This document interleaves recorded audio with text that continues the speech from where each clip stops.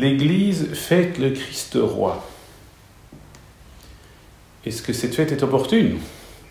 Eh bien, à Pilate, qui lui demande s'il est roi, Jésus déclare, je cite, « Ma royauté n'est pas de ce monde. Si ma royauté était de ce monde, j'aurais des gardes qui se seraient battus pour que je ne sois pas livré aux Juifs. En fait, ma royauté n'est pas d'ici. » Donc ça veut dire que Jésus parle de deux mondes. Le monde d'ici-bas, que la théologie appelle l'ordre naturel, et alors un autre monde où Jésus est roi. C'est l'ordre surnaturel, c'est l'ordre de la grâce.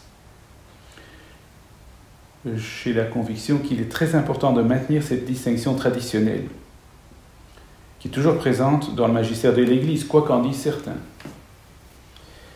Les mystères dans lesquels nous croyons, comme celui de la Trinité par exemple, ou celui de la divinité du Christ, ou de l'action de l'Esprit Saint dans l'Église, au travers des sacrements, sont le fruit d'une révélation, une révélation de Dieu. Ces mystères dépassent l'ordre naturel et sont un don gratuit de Dieu. Le mot gratuit vient du latin gratia, et c'est ça que nous appelons la grâce de Dieu, les dons gratuits de Dieu. Alors, confondre les ordres naturels et surnaturels conduit à une méconnaissance du rôle de la grâce. Or, le Christ est roi, principalement parce qu'il a conquis un royaume dans l'ordre de la grâce. Qu'est-ce qu'il a fait? Il nous a libérés du péché. Par sa mort sur la croix, par sa résurrection glorieuse, par l'envoi de l'Esprit Saint, qui fait de nous son peuple. Alors posons-nous la question, que sont les caractéristiques des citoyens de ce royaume? Le roi Jésus, on peut étudier cela, mais voyons un petit peu ce qu'il fait chez nous. Nous sommes des membres du peuple de Dieu, nous sommes des citoyens de ce royaume, parce que nous avons reçu la vie de la grâce. Quand l'avons-nous reçue? Par le baptême.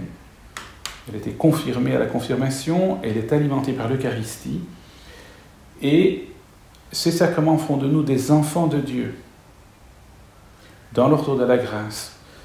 Et alors, puisque nous sommes enfants de Dieu, nous sommes aussi héritiers d'un royaume, le royaume des cieux. Alors, parlons un petit peu de la royauté du Christ en parlant de l'onction. Onction, oindre quelqu'un avec de l'huile, en grec ça se dit chrisma. Qui est oint? Qui reçoit une onction? Un prophète, un prêtre ou un roi. C'est ce que nous voyons dans la Bible. Eh bien, le Christ est à la fois prophète, prêtre et roi. Et chaque chrétien participe de cette onction lorsque nous recevons le sacrement de l'initiation chrétienne pour devenir, comme le dit nous devenons, comme dit saint Pierre, une descendance royale. Une ancienne traduction disait une lignée, ce qu'on dit pour un roi. Un sacerdoce royal, une nation sainte, et un peu plus loin, le peuple de Dieu. Vous n'aviez pas obtenu miséricorde, mais maintenant vous avez obtenu miséricorde.